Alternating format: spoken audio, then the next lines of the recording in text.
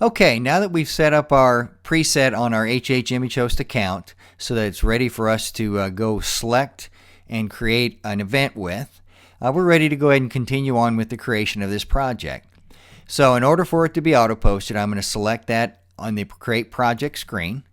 And that brings up the dialog that's going to allow you to navigate to your HHImageHost account, go to that preset, set it up, and create an auto-post code. So you do that by clicking on this rather large button in the center, and that's going to launch your web browser, and you'll need to put in your username and password so you can log in. Once you get logged in, it's going to take you directly to your preset area. And so you see here in the center, I don't want to do an elementary school preset. I'm going to click my drop down and select the sports and go ahead and click my next step. And at this stage here, we're going to see all the preset stuff that we've already done. It's going to give the event URL name. It's going to pull it from the actual project we're creating, and the project name was AutoPost. I'm going to abbreviate that a little bit. When we get to the end of this, you'll see how it makes sense to maybe abbreviate it a little bit so the URL isn't terribly long. The event type is sports. The event name, I'm going to leave it AutoPost because that is the actual name of the event. That could be the sport league name or the team name, something like that. The event date, the date we're going to shoot this, we're just going to say that is going to be Monday, January 2nd. Event location and event state, that's not something that's necessary. I'm going to go ahead and put it in just to keep a record of it. And, oops, better spell that correctly. And I'm going to go ahead and select Missouri as the state. Now under the proofing, event posting, and sales details, the event published date. That's the date that you want this event to go live for your customers to be able to see. So keep in mind, you're going to have to wait for the order to be generated through the lab. Then if it's generated on Wednesday and we finish with the order at 2 o'clock in the afternoon, sometime that evening is when it's going to actually get auto-posted when we run a routine on all the orders in the lab that tells us to auto-post and some other things. So if that's Wednesday the 7th, I'm just using an arbitrary number here or date, then you're confident to know that it's going to be ready about the 8th. So knowing I'm going to shoot this on the 29th, or pardon me, I'm going to shoot this on the 2nd, and if I go to the 2nd, and it's probably going to take me a couple of 2 days to generate or work on the order. I'm going to upload it on Thursday. I'm going to give the lab until, let's say the 10th. Let's just to be safe, I'm going to set my publish date at the 11th. And then with that publish date, I need to set an expiration date. So I'm going to go, you get 60 days, but the shorter time duration people have to look at things, the more it influences them and spurs them on to order more. So I'm going to set the event expiration date on the 25th.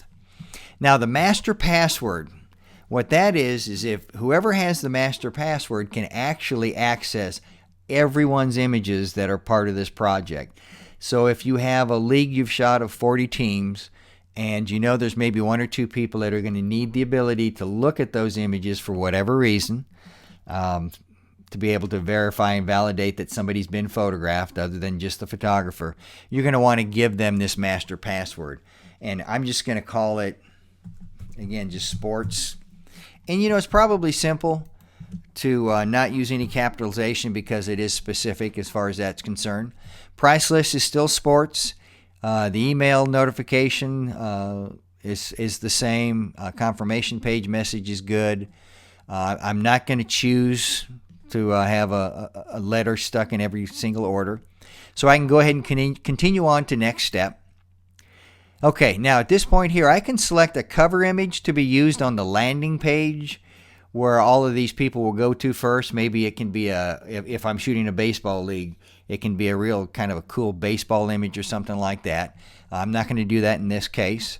Allow image sharing is if I want people to be able to email a link to their specific image, let's say to their grandparents, so that they can see it. It's not that they can download it, and it's not a high-res file in any way, shape, or form.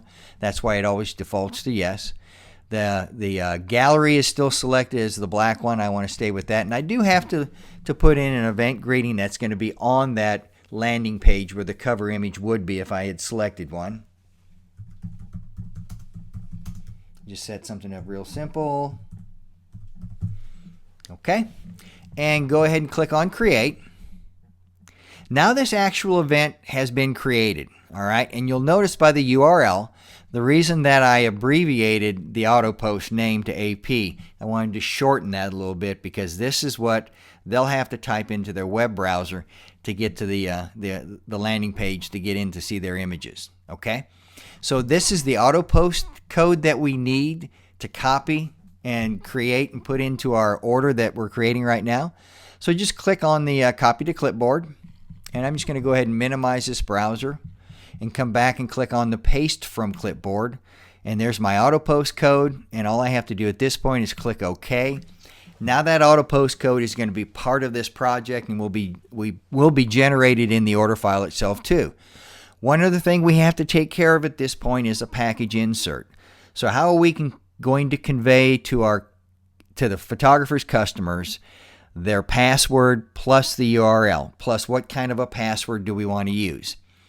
On the sports side, we have the ability to generate individual passwords and team passwords. And the differentiation between those is if I use individual passwords, each person is going to get their own unique password that will be auto-generated for them. You don't have to worry about that. And when they type in their password, they'll see only their individual image plus their team image. Okay, so that would be, let's say, one individual and a team.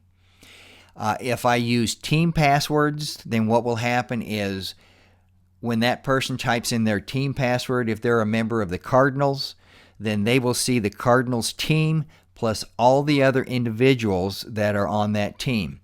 I think probably the reason you would want to use team level passwords is if you had done some extra candids, maybe some buddy pictures, some other things like that you'd want everybody to be able to see and perhaps order from. But in most cases, a lot of times, I think people are going to use the individual. I'm going to go ahead and set this up to use team passwords. Now, again, like I said, we have to have a way to convey that password and that URL to the end customer, and that's done by a web sale package confirmation card. I'm going to go ahead and select that, and you'll see that at the end of this process, the web sale confirmation card will have the athlete's image on it, what package they've ordered. It will also have some marketing information that you can put on there.